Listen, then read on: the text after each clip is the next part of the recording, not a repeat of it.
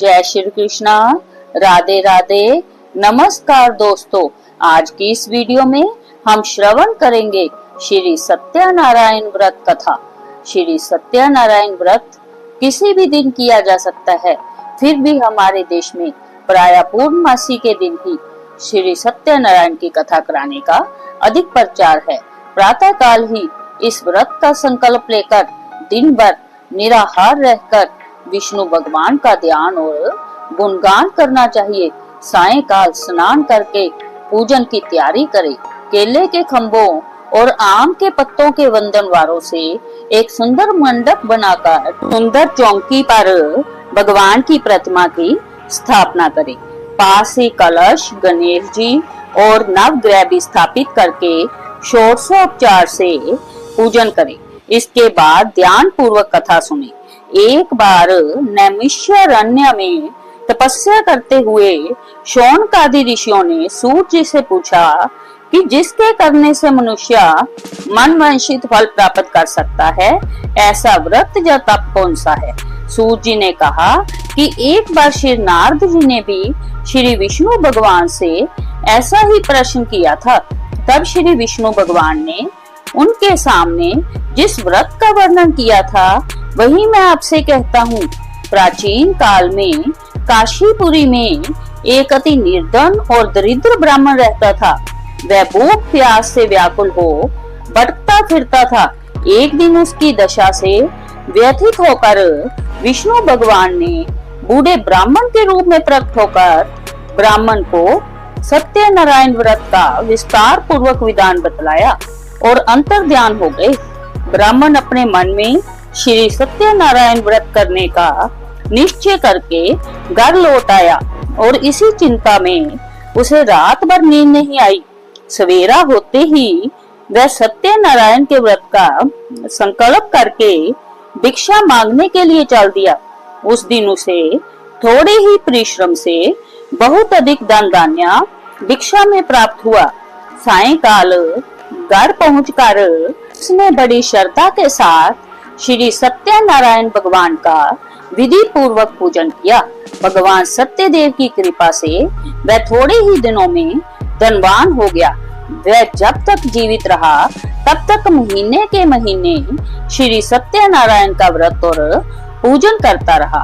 जय देह छोड़ने के बाद वह विष्णु लोक हो गया। सूत जी पुनः बोले कि एक दिन वह ब्राह्मण अपने बंधु बांधवों के साथ बैठे ध्यान मगन हो श्री सत्यदेव की कथा सुन रहे थे। तभी भूख प्यास से व्याकुल एक लकड़हारा वहां जा पहुंचा। वह भी भूख प्यास भूल कर कथा सुनने बैठ गया। कथा की समाप्ति पर उसने प्रसाद ग्रहण किया और जल पिया। फिर उसने ब्राह्मण से इस कथा के बारे में पूछा तो उसने बताया कि जय सत्यनारायण जी का व्रत है जो मनवांछित फल देने वाला है।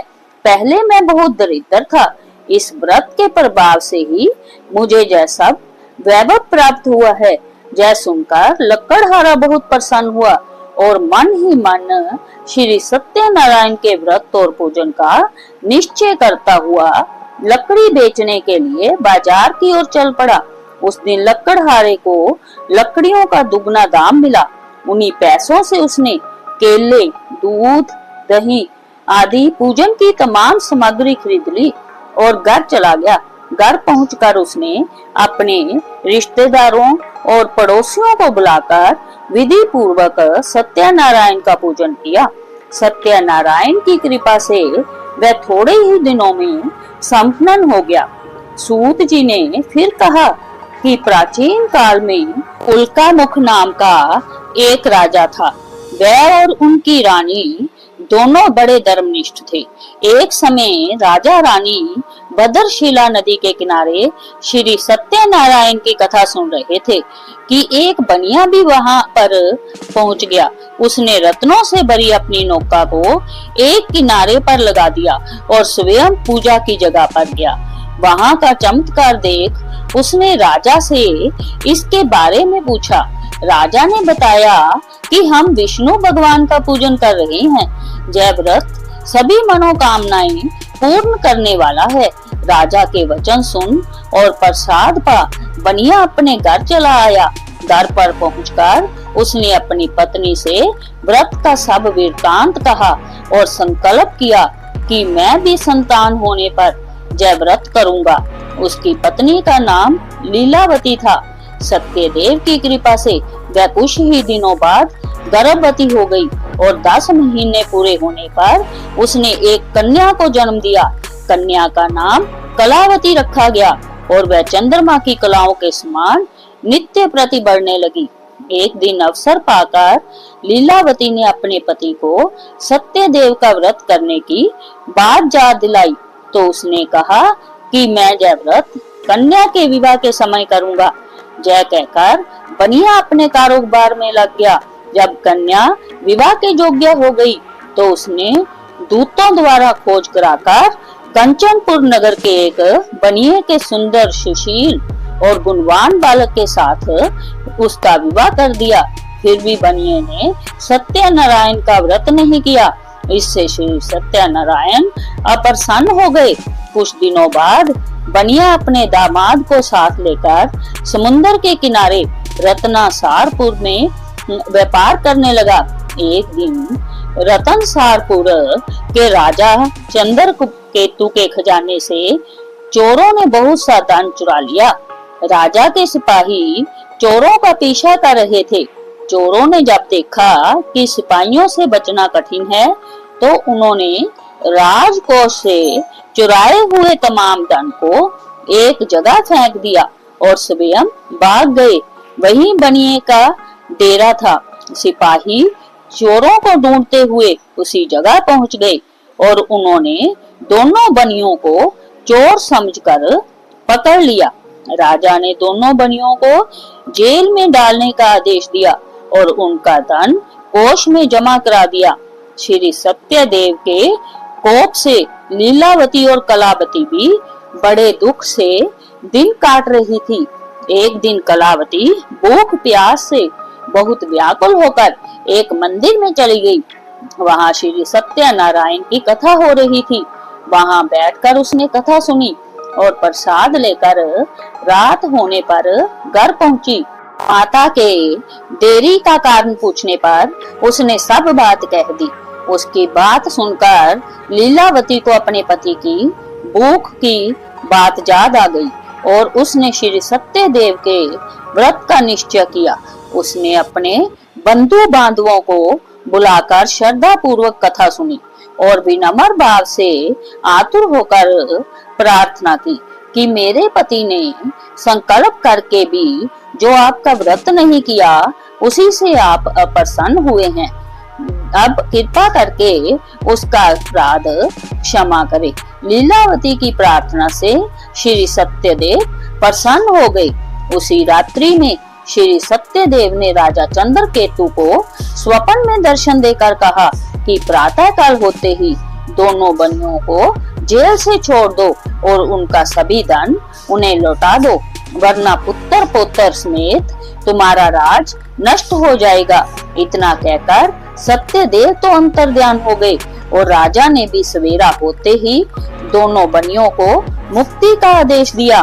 साथ ही उनका धन उन्हें लौटा दिया और बहुत सम्मान पूर्वक उन्हें विदा किया। दोनों बनिए आनंदित हो अपनी नौका लेकर घर की ओर चल पड़े।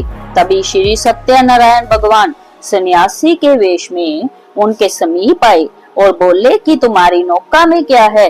बनिए ने हंसते हुए उत्तर दिया कि नौका में लता पत्रों के सिवाय और कुछ भी नहीं है।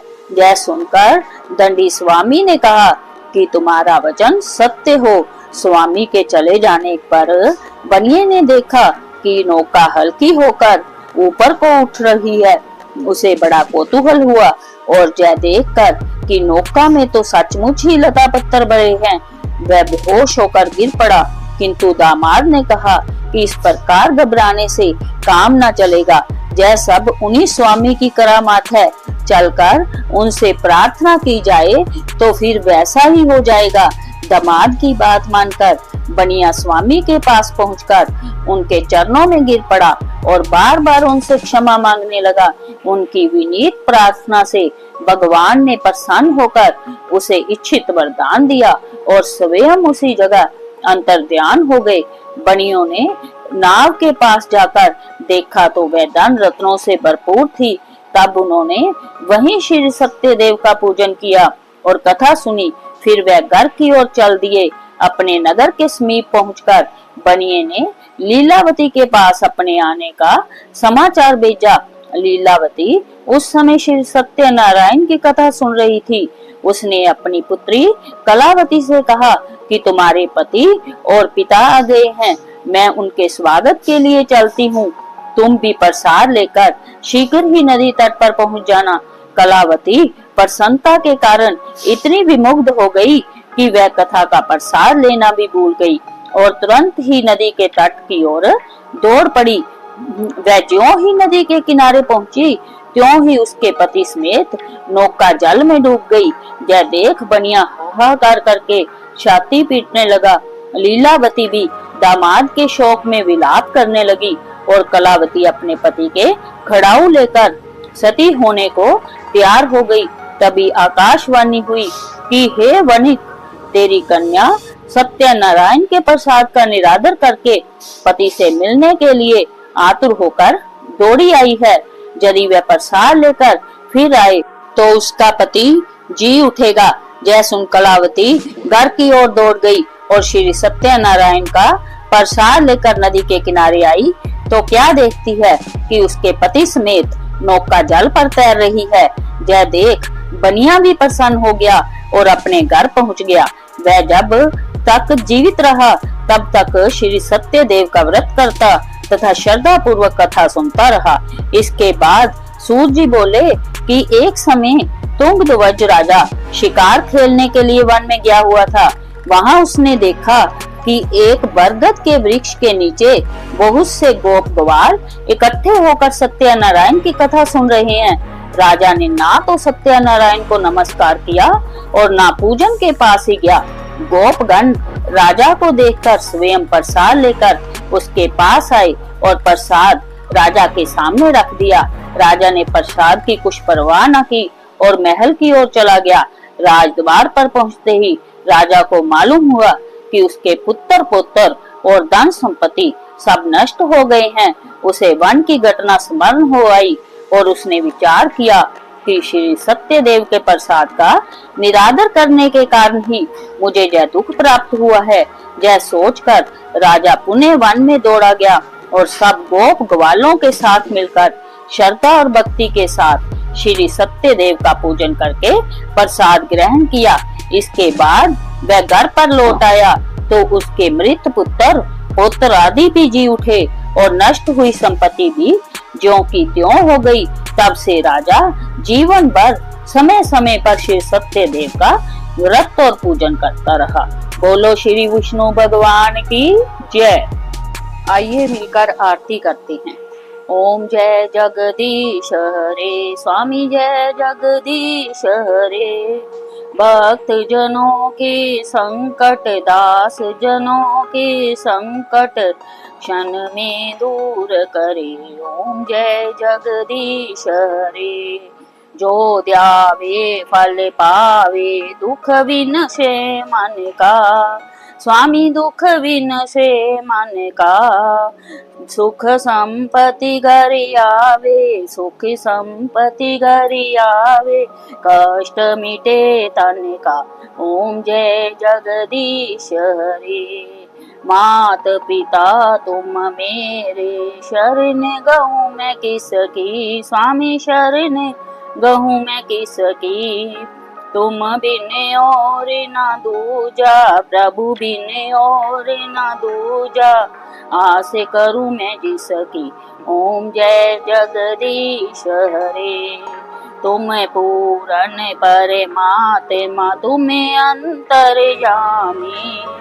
स्वामी तुम्हें अंतर्यामी। पार ब्रह्म परमेश्वर, पार ब्रह्म परमेश्वर। तुम सबके स्वामी।